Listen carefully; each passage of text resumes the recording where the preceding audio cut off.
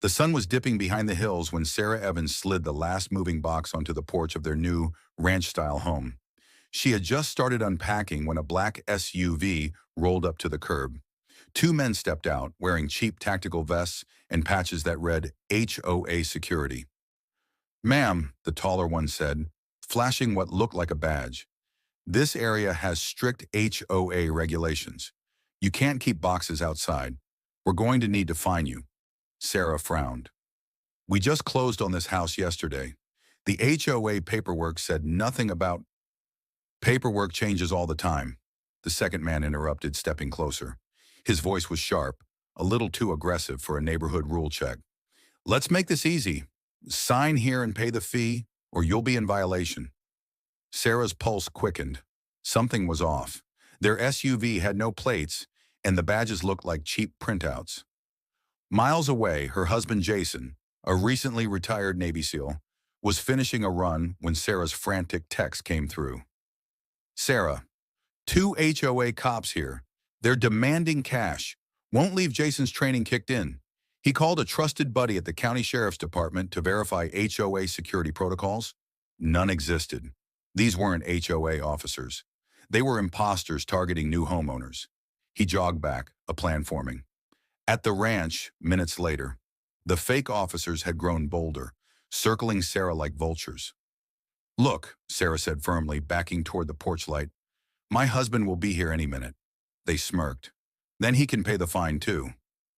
Headlights cut through the dusk. Jason's truck rolled in quietly, but instead of confronting them head-on, he parked down the street and slipped through the side yard under the cover of shadows. Years of covert missions had taught him patience. He activated his phone's camera, recording every word. From behind a tree, he caught one imposter whispering, "Hurry up before anyone calls the real cops." Jason stepped out, voice calm but commanding. "Funny thing, you're worried about the real cops. Guess what? They're on their way." The men froze. Jason kept his distance, but projected authority. "You're impersonating security and attempting fraud. Leave your fake badges on the porch, hands visible." The taller man tried to bluff. "You don't scare us," Jason smirked. "You should be scared of the evidence I just sent to the sheriff." He raised his phone, screen glowing with the video still uploading to his friend at the department. Sirens wailed faintly in the distance. Jason's buddy had acted fast. The imposters bolted for their SUV, but Jason had already texted their license plate, captured earlier, to law enforcement. Moments later, real deputies arrived and intercepted the SUV at the end of the block. Aftermath. A deputy returned Jason's wave. "Good work. These guys have been hitting neighborhoods all month."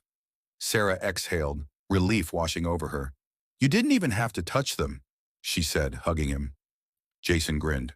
"The best way to win a fight is to make the bad guys expose themselves."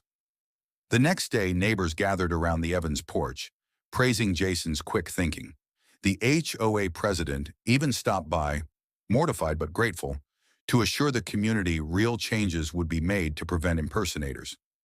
Jason and Sarah stood together under the porch light, boxes still stacked beside them, now symbols of a home protected, not by force but by strategy, vigilance, and a Navy SEAL's unshakable calm.